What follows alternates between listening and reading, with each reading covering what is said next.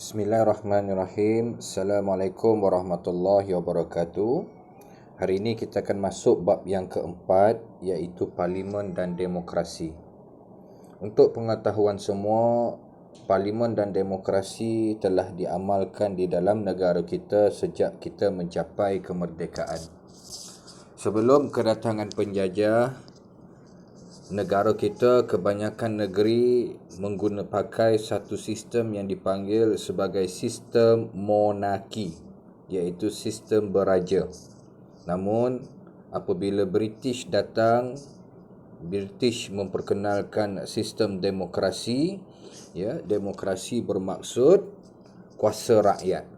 Perkataan demokrasi itu berasal daripada perkataan Yunani yang berbunyi demos kratos. Demos adalah kuasa, kratos adalah rakyat. Jadi apabila British datang, mereka memperkenalkan demokrasi, maka kita kekalkan sistem pemerintahan demokrasi sehingga hari ini. Dalam dunia ni ada banyak sistem yang diguna pakai. Ada negara mengamalkan demokrasi. Demokrasi ni ada dua, satu berparlimen, satu berpresiden. Kita mengamalkan berparlimen. Ada juga negara yang mengamalkan komunisme. Ada negara mengamalkan liberalism, dan lain-lain lagi. Ada juga negara masih mengekalkan monarki. Contohnya seperti di Brunei, di negara-negara Arab, seperti di Arab Saudi, di Jordan dan lain-lain lagi. Jadi kita mengambil keputusan untuk kekal bersama dengan demokrasi sehinggalah pada hari ini. Di dalam doktrin pengasingan kuasa, dalam demokrasi ada doktrin pengasingan kuasa, yakni kuasa-kuasa ini dibahagikan kepada tiga.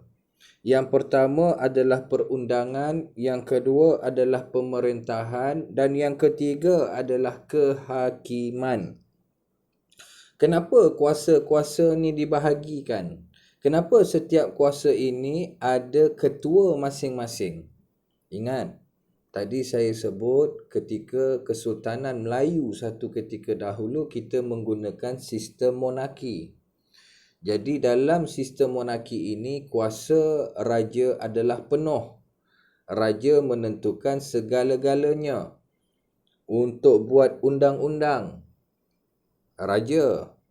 Waktu zaman Sultan Alauddin Riwayat Shah, beliau mengatakan hanya raja sahaja boleh menggunakan warna kuning. Jika ada pembesar ataupun rakyat yang menggunakan warna kuning, maka rakyat dan juga pembesar ini boleh ditangkap dan dijatuhkan hukuman. Tak kiralah sarung bantal ke, sarung tilam ke, selimut ke, seluar dalam ke, kalau nampak boleh ditangkap dan dijatuhkan hukuman. Jadi undang-undang ni siapa yang buat? Raja yang buat. Selain daripada perundangan, pemerintahan yang melantik pembesar-pembesar, pembesar 4, pembesar 8, 16, 32. Ini juga sultan yang tentukan. Bukannya rakyat di negeri Melaka ke di negeri Pahang dulu dia mengundi, saya nak Laksmana yang ini, saya nak Bendahara yang ini, saya nak Temenggung yang ini. Tak. Dulu rakyat tak ada kuasa untuk memilih sebab kuasa semuanya di bawah tangan sultan. So ini pemerintahan. Dan kehakiman yang menjatuhkan hukuman mati ke atas hang tuah, siapa? Sultan. Yang menjatuhkan hukuman mati kepada Tun Mutahhir dan juga anak beranaknya, siapa? Sultan. Jadi sultan juga yang mempunyai kuasa untuk menjatuhkan hukuman kepada mereka-mereka yang dirasakan bersalah. Jadi ketiga-tiga kuasa ini adalah di bawah sultan. Ini sistem monarki. Apabila demokrasi diperkenalkan, maka tiga kuasa ini perlu dipecahkan. Kenapa perlu dipecahkan? Untuk mengelakkan komplot dan juga mengelakkan pemerintah memboloti dan juga menokok kuasa. Jadi tiga kuasa yang saya katakan tadi, perundangan ataupun kita panggil sebagai legislatif. Perundangan hari ini di bawah parlimen. nak buat undang-undang kena dalam parlimen. Ahli parlimen akan bersidang, akan berbahas, akan mengundi di dalam parlimen. Kalau cukup syarat, cukup kota, cukup undi, maka barulah undang-undang baru itu boleh dilaksanakan. Manakala untuk pemerintahan eksekutif, barisan pemerintah kerajaan daripada jawatan Perdana Menteri sehinggalah kepada jawatan Timbalan Menteri, jawatan-jawatan ini telah pun dipilih oleh rakyat. Rakyat yang menentukan siapa layak untuk menjadi ahli parlimen dan seterusnya memegang jawatan di dalam kabinet. Kalau dulu sultan yang pilih pembesar, tapi hari ini rakyat yang pilih di dalam pilihan raya umum. Dan juga kehakiman. Sebelum tu pemerintahan tadi eksekutif, ketuanya adalah Perdana Menteri, manakala untuk perundangan tadi parlimen dan kehakiman. Kehakiman ini kita ada mahkamah-mahkamah. Yang mana mahkamah ini diketuai oleh peguam negara. Meskipun kita ada ketua hakim negara, tetapi peguam negara lebih berkuasa dan lebih besar pangkatnya daripada ketua hakim negara. Jadi 3 kuasa ini. Ini sebelum kita masuk bab 4, you all kena clear benda ni. Dalam bab 4 kita akan masuk kepada perundangan terlebih dahulu. Untuk pemerintahan dia akan masuk bab 6, kehakiman dia akan masuk bab 7. Tapi apa yang saya nak sampaikan di sini adalah pecahan kuasa tu, supaya semua jelas kenapa kuasa ini dipecahkan. Baik, parlimen. Biasa kita dengar parlimen, ya. Para pelajar saya tahu, ya, parlimen ni selalu dengar dekat radio, selalu dengar dekat TV, dekat Facebook kadang-kadang ada, ya, tayangan, ya, parlimen, persidangan parlimen. Semua orang tahu parlimen tu apa, tetapi mungkin ada sesetengah orang tak tahu parlimen ni untuk apa. Jadi saya akan terangkan, ya. Parlimen nama khas kepada badan perundangan seperti saya sebutkan di awal tadi. Ahlinya dipilih oleh rakyat yang diberi hak mengundi di sisi undang-undang negara. Dalam parlimen ini, dia dipecahkan kepada 3 komponen. Yang pertama adalah yang di Pertuan Agong. Yang di Pertuan Agong tidak dipilih oleh rakyat. Yang di Pertuan Agong memang sudah ditetapkan siapa yang akan menjadi yang di Pertuan Agong. Giliran telah dibuat. Hari ini kita tengok yang di Pertuan Agong adalah daripada Sultan di negeri Pahang. Selepas ini, Sultan daripada negeri Perak. Yang kedua adalah Dewan Negara. Dewan Negara juga tidak dipilih oleh rakyat. Ahli Dewan Negara adalah seramai 70 orang. Macam mana dia dipilih? Ini kita akan masuk lebih dalam bab 4 ni. Dan yang ketiga, Dewan Rakyat. Jumlah ahli Dewan Rakyat adalah seramai 222 orang pada hari ini. Dan angka ini boleh berubah pada masa akan datang dan jumlah itu akan semakin meningkat dan meningkat. Dan 222 orang yang ada pada hari ini semuanya dipilih oleh rakyat. Inilah rakyat pilih ketika pilihan raya umum. Dan daripada kalangan 222 orang dan juga 70 orang daripada Dewan Negara tadi, inilah yang akan menjadi Perdana Menteri, Timbalan Perdana Menteri, Menteri-Menteri dan Timbalan Menteri. Dia akan pilih, bukannya semua dapat jadi menteri, tidak. Ya, hanya dalam lingkungan 60 ke 70 orang akan dipilih dan dipilih menjadi menteri. Jadi ini parlimen. Fungsi parlimen. Apa fungsi parlimen? Semua orang nak tahu apa fungsi parlimen. Kenapa kadang-kadang ahli parlimen bergaduh dalam parlimen? Ya. Baik, yang pertama menggubal undang-undang mempunyai 4 peringkat sebelum diluluskan oleh Yang di-Pertuan Agong. Ini di akhir bab saya akan ceritakan. Ya, kita nak buat undang-undang, kita nak ubah undang-undang, kita nak hapus undang-undang. kena melalui parlimen. Tapi bukan semua undang-undang yang ada dalam negara kita, tidak. Ada undang-undang yang kita panggil sebagai perlembagaan. Perlembagaan itu apa? Perlembagaan adalah undang-undang tertinggi dan mustahak di dalam negara kita. Hari ini ada 183 perkara di dalam Perlembagaan Persekutuan Malaysia. Yang ini kita boleh tambah, kita boleh ubah dan kita boleh tolak. Macam mana prosesnya? Di akhir bab. Kemudian kuasa pemindaan sama dengan yang tadi. Kuasa keuangan. Kuasa keuangan ini adalah kuasa di dalam parlimen. Setiap tahun bulan 10 ataupun awal bulan 11, Menteri Keuangan akan bentangkan belanjawan negara. Belanjawan negara ni adalah belanjawan negara kita yang kita nak guna pakai pada tahun depan. Peruntukan untuk kementerian ini berapa, peruntukan untuk kementerian itu berapa, belia dan sukan dapat berapa banyak, kesihatan dapat berapa banyak. Inilah masanya. Menteri Keuangan, dia kena buat persediaan untuk bentangkan bajet ataupun belanjawan negara. Dia kena buat persediaan, kena nyatakan semua bajet-bajet untuk kementerian dalam negara kita. Dan bila sampai tarikhnya, dia kena bawa ke dalam parlimen dan dia kena bacakan dalam parlimen. Dia kena bagi tahu peruntukan kepada Kementerian Pengajian Tinggi 200 juta ringgit Malaysia. Kemudian Kementerian Kesihatan, kita menghargai sumbangan daripada frontliner kita bla bla bla bla. Jadi pihak kerajaan Malaysia memperuntukkan 1 bilion ringgit untuk Kementerian Kesihatan. Jadi pada waktu ni semua orang kena dengar.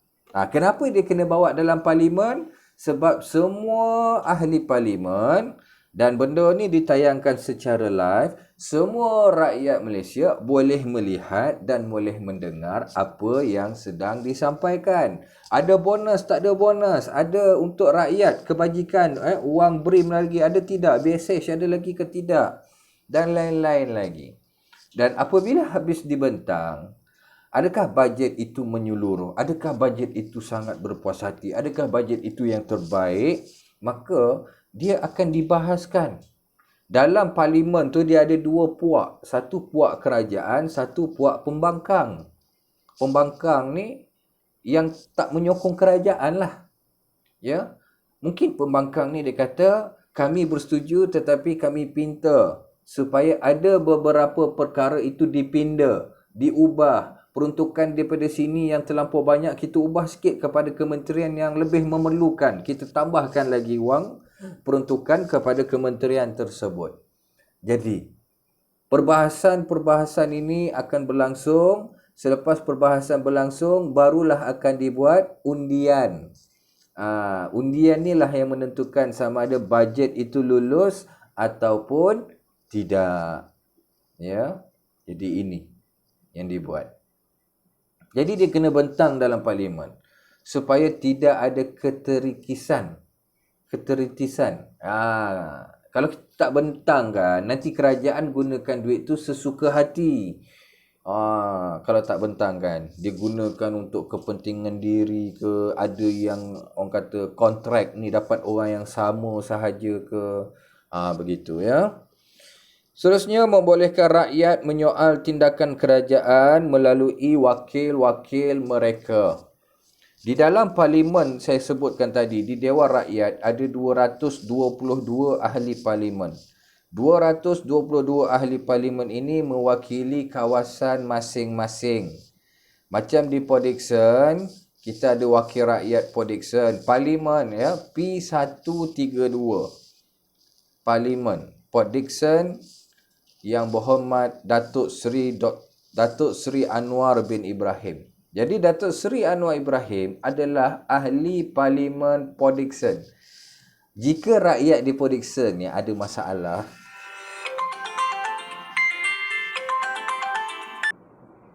Jadi ahli parlimen Port Dickson, Datuk Seri Anwar Ibrahim, kalau rakyat Port Dickson ada benda yang dia tak puas hati, ada perkara yang dia rasakan perlu untuk dapat keadilan di kawasan Port Dickson, maka sampaikan kepada Datuk Seri Anwar Ibrahim. Contohnya, Datuk Seri, kami ni di Port Dickson, kawasan peranginan, ya, kenapa tidak ada mall yang besar, panggung wayang tak ada dekat sini, ya, tak ada fast food yang lebih menarik daripada KFC, McD, ya, tak ada. Jadi kita minta lah daripada Yang Berhormat bawa dalam parlimen, minta dimajukan kawasan Port Dickson ni. Jadi Yang Berhormat Port Dickson, ya, Datuk Seri Anwar Ibrahim, dia akan bawa dalam parlimen di hadapan 222 orang. Dia kata, kami di Port Dickson ni, kami memerlukan mall, ya, pengunjung saban hari datang ke Port Dickson. Kami tak naklah orang datang ke Port Dickson ni semata-mata pergi ke pantai sahaja. Sedangkan kita ada peluang lain yang kita boleh buat di Port Dickson. Kita boleh dapat menjana ekonomi rakyat di Port Dickson dengan cara yang lain.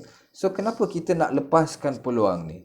Jadi saya minta kepada kerajaan Malaysia pertimbangkan untuk majukan kawasan Port Dickson dengan membina mall, dengan mall yang besar, supaya peniaga-peniaga di Port Dickson ni boleh berniaga dalam mall tu, dan juga pelancong yang ada, dia ada pilihan selain daripada pergi ke pantai.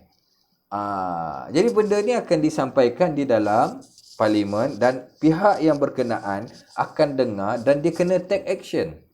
Jadi itu yang dikatakan sebagai menyoal tindakan kerajaan melalui wakil-wakil mereka. Ataupun jika kita melihat kerajaan itu melakukan perkara yang salah, ada penyelewengan, ada rasuah, jadi wakil rakyat kita, ahli parlimen, dia kena tanya, dia kena persoalkan di dalam parlimen. Kenapa saya dapat tahu daripada Kementerian Pelajaran, ya, satu kontrak telah diberikan secara terus. Kenapa tak open tender? Kenapa kita tak bagi orang lain pilihan untuk masuk tender tersebut? Ini tidak. Terus dilantik. Dan apabila disemak, orang yang dilantik ini adalah kawan rapat kepada Yang Berhormat Menteri. Ini salah daripada sudut, ya, di sisi undang-undang negara. Itu mempersoalkan tindakan kerajaan. Check and balance, ya, semak dan imbang. Sesetengah orang apabila sudah mempunyai kuasa, kadang-kala dia leka. Dia tidak nampak kesalahan dia, dia tidak nampak kelemahan dia. Tadi saya sebut di dalam parlimen itu dia bahagikan kepada dua. Satu kerajaan dan satu lagi adalah pembangkang. Kerajaan yang berkuasa menjadi pemerintah. Kerajaan yang mentadbir negara kita. Jadi kerajaan inilah yang mempunyai kuasa. Dia akan buat apa sahaja yang dia rasakan dia nak buat. Manakala pembangkang melihat tindak tanduk kerajaan. Jika ada salah, ada silap, ada lemah daripada kerajaan, maka dia akan semak. Ini semak. Dia akan semak dan kemudian dia akan tegur kerajaan. Apabila kerajaan ini ditegur, ya, maka kerajaan ini pun melihat, okey, betul apa yang dikatakan oleh pembangkang, maka kita kena ubah, maka itu adalah imbang. Semak dan imbang ini berlaku di dalam parlimen, yang mana perlu ada orang menegur dan perlu ada orang yang membetulkan. Okey, jadi ini fungsi parlimen. Keistimewaan parlimen. Apa istimewanya parlimen ni? Termaktub di dalam perkara 63. Perkara 63 ni merujuk kepada Perlembagaan Malaysia. Segala perjalanan parlimen iaitu majlis-majlis tidak boleh dipersoalkan oleh mahkamah. Apa yang berlaku di dalam parlimen, yang bergaduh-bergaduh, ya, ada orang ni cakap begitu, ada orang tu cakap begini, cerita tu akan habis di parlimen sahaja. Mahkamah dia tak boleh, saya nak panggil Yang Berhormat Jelutong datang ke mahkamah kerana kata-kata beliau di dalam parlimen sebentar tadi. Jadi ini tak boleh berlaku. Sebab apa yang berlaku di dalam parlimen, itu adalah hak ahli parlimen dan kebebasan di dalam parlimen. Dia tak boleh disentuh oleh mahkamah, apa yang diucapkan di dalam parlimen. Dan seseorang tidak boleh didakwa atas apa-apa yang disebutkan atau undi yang dibuatnya di dalam majlis. Di dalam Dewan Rakyat, saya katakan tadi, ada kerajaan, ada pembangkang. Di tengah-tengah akan ada speaker dan timbalan speaker Dewan. Speaker dan timbalan speaker ini memainkan peranan untuk memastikan keadaan di dalam Dewan ketika berhujah adalah dalam keadaan yang tenang. Sebab tu kadang-kadang apabila bergaduh, speaker akan minta, minta bertenang semua. Ya, speaker akan kata, kita minta Yang Berhormat Menteri, Yang Berhormat daripada ni untuk bagi ucapan, untuk bahas. Ya, dia yang akan kontrol Dewan tersebut. Jika ada ahli parlimen yang melanggari undang-undang, ya, dia bukan tak ada undang-undang, dia ada undang-undang di dalam parlimen, tak boleh mencarut dan apa-apa pun. Ya, kalau you mencarut ke apa ke, dia akan dapat warning ataupun tarik balik kata-kata tersebut. Kalau tak nak dengar cakap, speaker boleh ambil tindakan menghalau keluar ahli parlimen tersebut daripada parlimen. Ya. Jadi seseorang tidak boleh didakwa. Sebab tu kalau tengok dalam parlimen selalu sangat bergaduh. Pernah satu ketika dahulu pada tahun 2007 tak silap saya, 2017, Yang Berhormat Rembau Khairi Jamaluddin, dia kata apa? PKR ini bukannya Parti Keadilan Rakyat, tetapi PKR ini adalah Parti Kencing Rakyat. Jadi ahli parlimen daripada PKR ni dia marah. Dia kata, Yang Berhormat, tarik balik kenyataan tersebut. Tidak boleh kata demikian kepada kami. Itu parti kami. YB Rembau dia tak nak tarik balik. Dia kata, saya tak merujuk kepada sesiapa. Saya rujuk kepada parti saja di luar. Okey, kalau Yang Berhormat tak nak tarik balik, kami akan panggil juga. Yang mana Yang Berhormat kata PKR kami seperti itu, maka kami nak kata di sini BN, bukannya Barisan Nasional tetapi babi negara. Dah bergaduh. Jadi speaker minta dua-duanya senyap, tarik balik, YB Rembau tarik balik kenyataan, YB daripada Jelutong, saya lupa, tarik balik kenyataan. Selepas parlimen bersidang, YB Rembau dia tak boleh pergi buat laporan polis. Tadi ada ahli parlimen dalam parlimen, dia menggelarkan kami sebagai babi negara. Yang itu pun nak buat laporan polis. Dia kata YB Rembau gelar kami sebagai parti kencing rakyat. Laporan polis tidak boleh dibuat dan tidak boleh dilayan pada ketika itu. Ya, sebab ini adalah keistimewaan parlimen. You nak cakap apa you cakap lah. Yang penting jangan you mencarut. Kalau you mencarut, speaker Dewan kena ambil tindakan yang sewajarnya kepada ahli parlimen tersebut. Ya, jadi ini keistimewaan.